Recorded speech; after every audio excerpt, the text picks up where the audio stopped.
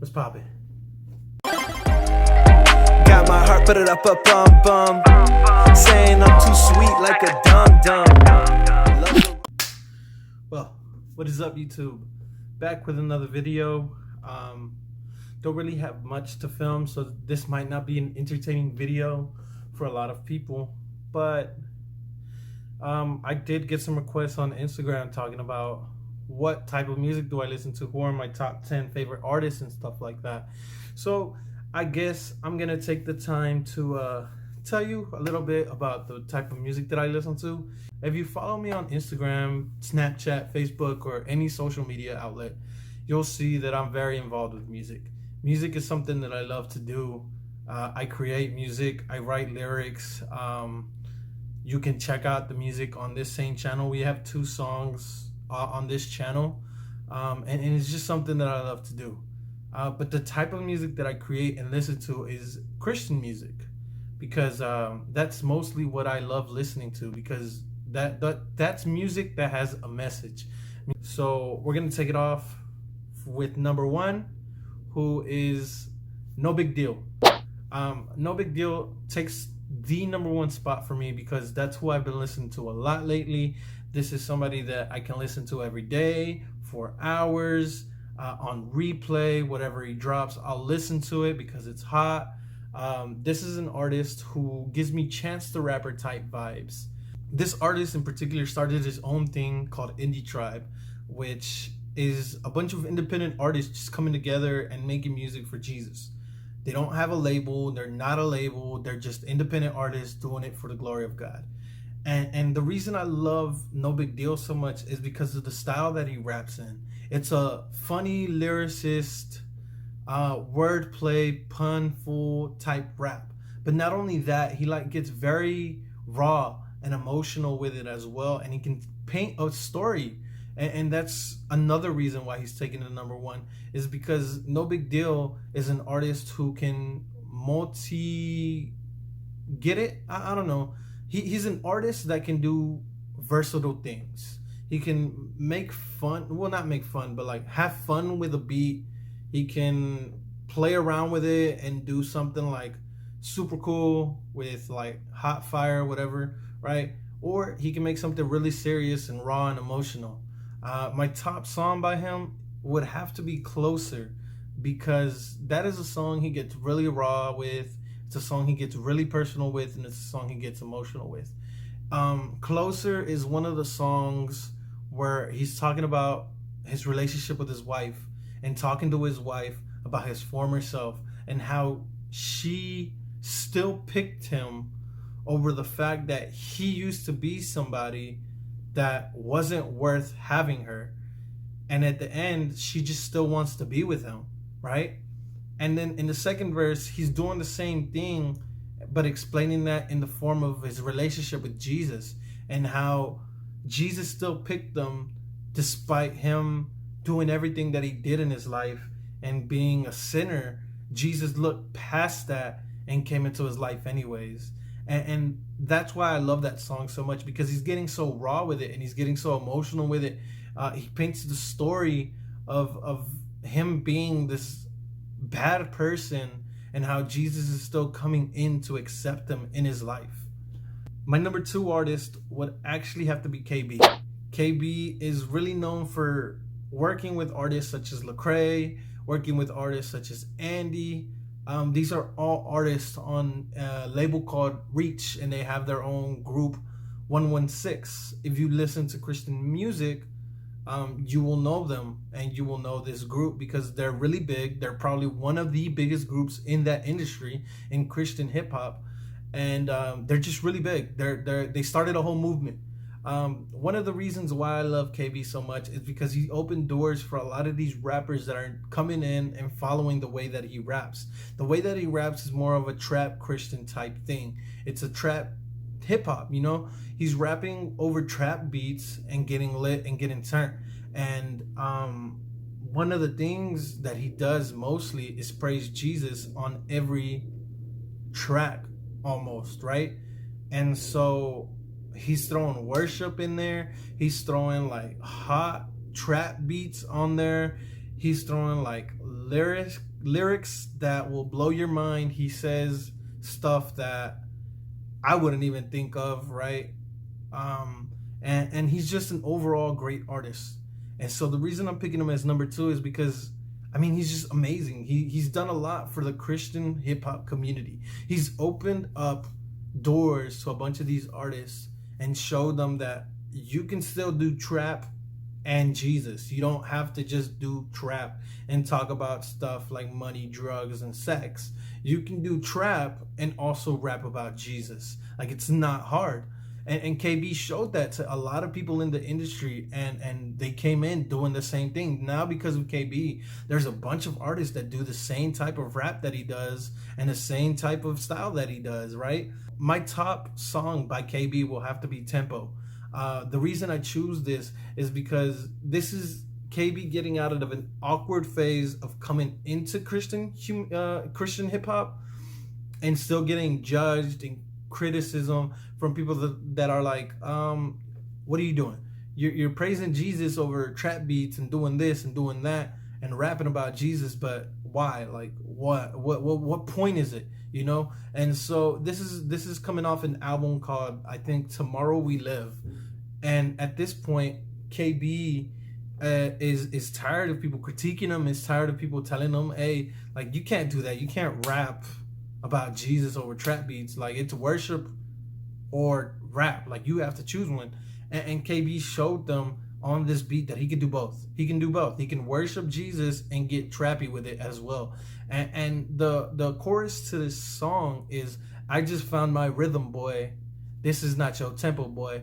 He's telling people like, hey, like, I just figured out, like, this isn't a race. It's a marathon. I don't care if I come in first. I don't care if I come in second. I don't care if I come in third. I could come in dead last. Like, as long as I finish my race, I'm going at my pace. You're not going to come here and tell me that I got to go faster or do it some type of way, because it's not your pace that we're running at. It's my pace that Jesus set for me. And so that is why that song to me is like, okay, one of his best songs. Coming in number 3, we have Gabi. Now, Gabi came into the industry as an engineer and a producer and a mixing and master type person, right? Gabi didn't actually make music. Well, he did, but he didn't rap. He didn't sing. He didn't write lyrics. He just made beats for a lot of these big name artists like Andy Mineo, as I mentioned before, Lecrae, Trip Lee, Social Club. And he made beats for them, and he mixed and mastered their stuff. And that's how Gabi started getting known. He has specific taglines in beats that he made that would go, Gabi, get 'em. And that's how you knew that it was a Gabi beat. And this is how you knew that he's the one that made the beat. And eventually, being like a producer, he got signed onto a big Christian label called Reach Records, which is the whole 116 thing that I was talking about earlier. And this is when Gabi started making beats and getting people to come in like a DJ Khaled thing and rap over him and sing over him. And he would drop like little EPs with that under his name, like a DJ Khaled thing. It wasn't until about 2016, 2017, maybe 2015, when Gabi actually started like rapping or singing in some sorts. He started writing his own lyrics. He started making music for himself. He started coming out of his shell, and he became versatile. He became somebody who can make his own beats, mix and master them, edit them, record his own stuff, write his own lyrics, and he just became versatile in the game, where he just started dropping music after music after music that were bangers after bangers after bangers after bangers. Gabi took over. Gabi was like very revolutionary for this, because he made beats that you would probably hear and be like, this should be like on mainstream stuff. Like, this is a good beat. Gabi was a great beat maker. Why do I say was? He is a great beat maker. And so that is why he's taking the number 3 spot, because Gabi, he can do beats, music, lyrics, all of it. He can do it all. And his lyricism is great as well. One of my top songs, my favorite song off Gabi, will probably have to be Fight For Me with Lecrae. because I mean the song itself is a very catchy beat. The hook is very catchy. The lyrics are very catchy, and he's just like, it's just a song where he's telling, "Hey, I know you gonna fight for me, so let's do it together," you know. And he's talking to God. And he's some people say he's talking to God. Some people say he's talking to his wife, but it doesn't matter because at the end of the day, he knows who he's talking to, and he knows that they got him at the end of the day, and they're gonna fight with him, right? Coming in number 4 will have to be Lecrae. I mentioned him earlier. He's a big artist, one of the biggest artists. If you haven't heard of Lecrae, I recommend you to go check him out. Lecrae was probably what started, well, not what started, but what ignited the Christian community, because Lecrae was an artist who just put it out there for himself. You know, he started off with, if I'm not mistaken, Real Talk, and then he went from Real Talk to After the Music Stops, where he dropped a song called Jesus Music, and a lot of people like mistook it as like a H-Town thing, because he is from Houston, and it was like chopped and screwed, and it sounded like a Houston type thing, but it was also Jesus music. He was worshiping Jesus on that track the whole way through, and so that's what kind of got Lecrae's name out there, you know, listening to this and be like, how is he doing this and still praising Jesus on a song, you know? Then he went from that and he dropped Rehab, and on Rehab he just got so raw and emotional, and he showed everybody that there's a story to be told, and everybody has one, and everybody can tell one. He talks about a loss of friends. He talks about the absentees of his father. He talks about what it feels to be struggling with faith. He talks about lust and his problems with it. He talks about a lot of stuff on his album, but at the end, how Jesus is pulling it all together to make it work for him, and him trying to be a better person for himself, for his wife, and for his kids, right? And so that was overall a great album. And going forward, Lecrae drops other classic albums like Anomaly and Gravity and All Things Work Together. He recently just dropped what will have to be my favorite album, Restoration, which came out maybe a couple of weeks ago. And I give it props because Lecrae went from struggling to find his footing again to finally finding it again. You know, Lecrae came in really hard into the game. He was devoted, and so many years into this game, and so many years of people judging him and telling him, "Oh, you're a Christian, you can't do this. Oh, you're a Christian, you shouldn't talk about this. You shouldn't talk about racial politicals, or you shouldn't talk about, you know, political parties of any type. You shouldn't talk about your views on a lot of things."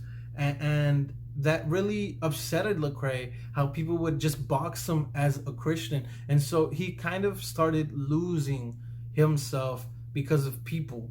But at the end, recently, he started piecing himself back together because of Jesus. And he explains that all in this recent album, which has to be my favorite album, Restoration, where he talks about how he gave up for a while. He talks about how he was addicted to drinking, how he got addicted to smoking, popping pills, almost lost his wife, almost lost his family. He struggled a lot because of the stuff people would tell him. You're a Christian, you shouldn't talk about this. You're a Christian, you shouldn't talk about this. Like, people would tell him that, and it would upset him because it was like, okay, yes, I'm a Christian, but I'm also human. Let me speak my mind as well. You can judge me later, but let me talk. Right? And so that's why Restoration has to be one of my favorite albums, because it's him speaking and saying, okay, you know what? Y'all broke me, but Jesus healed me, and this is what I have to say. I don't care if you hate it. This is what I want to say. My favorite song by Lecrae so far has to be off the new album. It's Drown. It's talking about his relationship with Jesus and how he felt like he was drowning, but Jesus was coming back and telling him, hey, I got you. You know, he's telling Jesus, look, I'm drowning. Like, I feel addicted. I feel this. I feel pain. I feel hurt. I feel betrayed. Like, I gave you almost everything. And it's like, what's happening? Like, I'm feeling like I'm losing myself. And Lecrae brings it back and tells, like, I feel like I'm drowning, but Jesus here, he comes and he grabs him and he picks him up out of the darkest place of his life. And that's why that song is really one of my favorites. Taking spot number 5, I'd give it to Andy Mineo. Andy Mineo If you would have asked me 5 years ago who was my number one artist, I'd say Andy.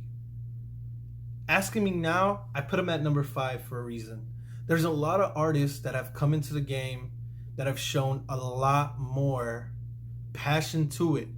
Not only that, but have shown a lot more credibility to their faith. Andy has come in painting a story of how he was before and how he's growing up piece by piece by piece by piece. And Andy is such an amazing artist because he can paint a picture with his words. This man has an album called Heroes for Sale, which personally has to be my favorite album of all time, where he's talking about how he struggled getting over breakups, how he struggled with lust and temptations for sex, how he struggled with smoking, how he struggled with finding Jesus and where his light came from and who it was that it came from, right? And so Andy gets very raw and personal on this album, and he's talking and he's telling people that you can be just like me, if you find Jesus. And so Andy takes number 5 because his lyrics are amazing. His lyricism is amazing. His music is amazing. But lately, Andy's been on a hiatus. He'll drop maybe 1 or 2 singles, and then about 3 years later, he'll drop something and then drop like a little album. But we haven't seen nothing new that has showed me that he's still continually growing, From Heroes to Sell to Uncomfortable, he kind of shown the growth in where his faith was at, but then he dropped the Magic and Bird, and I didn't see the connection there anymore. I didn't see the growth. And then he went off to drop the Arrow, which kind of showed where he was at his faith. He was confused. He was hurt. He was hurting, but he was telling people, you know what, I'm not done. And then he dropped, if I'm not mistaken, he dropped the Sword, which kind of still ended up not showing me where he's standing at in his life with his faith and his music. And then he dropped some not incompletes, but stuff that would never make an actual album. He put it all together for an album and dropped it like that, which is old stuff and some new, some kind of here and there, little clips of him talking, which didn't, again, show me where he's standing at. And that's the reason I'm putting Andy at number 5.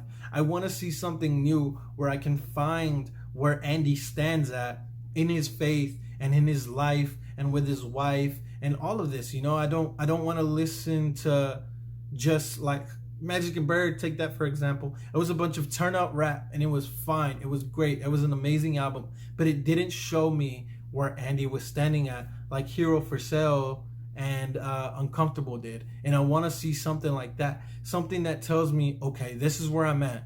This is where I'm standing. This is where I'm at with myself. This is where I'm at with my faith. This is where I'm at with my wife.